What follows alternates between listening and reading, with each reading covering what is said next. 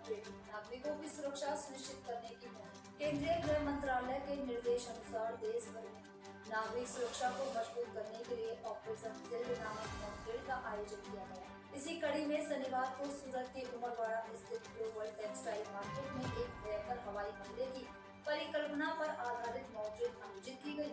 इस mock drill में यह दर्शाया गया कि शत्रु देश द्वारा हवाई हमला होते ही बाजार में आग लग गई। मौके पर तुरंत फायर ब्रिगेड 108 एम्बुलेंस और पुलिस बल को अलर्ट कर भेजा गया।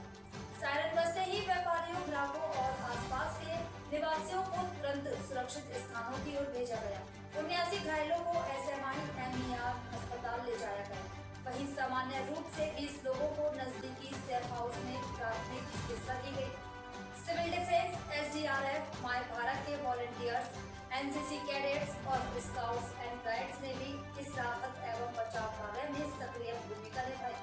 फायर विभाग द्वारा इन सभी को रेस्क्यू ट्रेनिंग भी दी गई।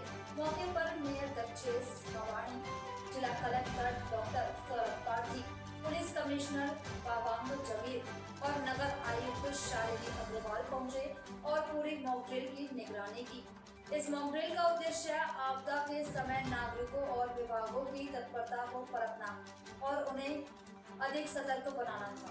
આજે સુરત ખાતે ઓપરેશન શિલ્ડના ભાગરૂપે એક મોક ડ્રીલનું આયોજન કરવામાં આવેલું છે। આના ભાગરૂપે જ આપણે ગ્લોબલ ટેક્સટાઇલ માર્કેટમાં સ્થળ પસંદ કર્યું હતું અને એમાં જે રીતે કંઈક હવાઈ હુમલો થાય અને એમાં કેવી રીતે રેસ્ક્યુ કરાય, કોઈ જે છે બાકી મેડિકલ રિક્વાયરમેન્ટ આપણે શું છે, ઇવેક્યુએશન માટે આપણે શું વ્યવસ્થિત કરી શકીએ છીએ, આના બાબતે જે રિસોર્સેસનું આખું એક જોવા માટે આજનું એક એનું આયોજન કર્યું છે અને સફળતાપૂર્વક આપણે મોક ડ્રીલનું જે છે આયોજન સંપન્ન કર્યું છે।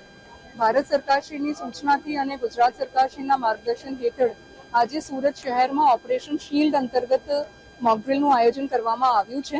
ટેક્સટાઇલ માર્કેટ જેવા ક્રાઉડેડ વિસ્તારમાં વિવિધ વિભાગોના સાથે સંકલન કરીને જેવા કે civil defence, police, fire, health, police commissioner office, collector office, Surat મહાનગરપાલિકા મળીને કોઓર્ડિનેટેડ વેમાં આ મોક ડ્રીલનું આયોજન કરી રહી છે। આપ જોઈ શકો છો કે ખૂબ મોટી સંખ્યામાં લોકો આ મોક ડ્રીલમાં જોડાયેલા છે, યાની કે જાગૃતતાના ભાગ સ્વરૂપે સુરત શહેરના લોકોનું પણ ખૂબ સારું પ્રતિસાદ અને એમનું પાર્ટિસિપેશન મોક ડ્રીલમાં જોવાનું મળી રહ્યું છે। 8 થી 8:30 વાગ્યા સુધી બ્લેકઆઉટનું પણ આયોજન કરવામાં આવ્યું છે।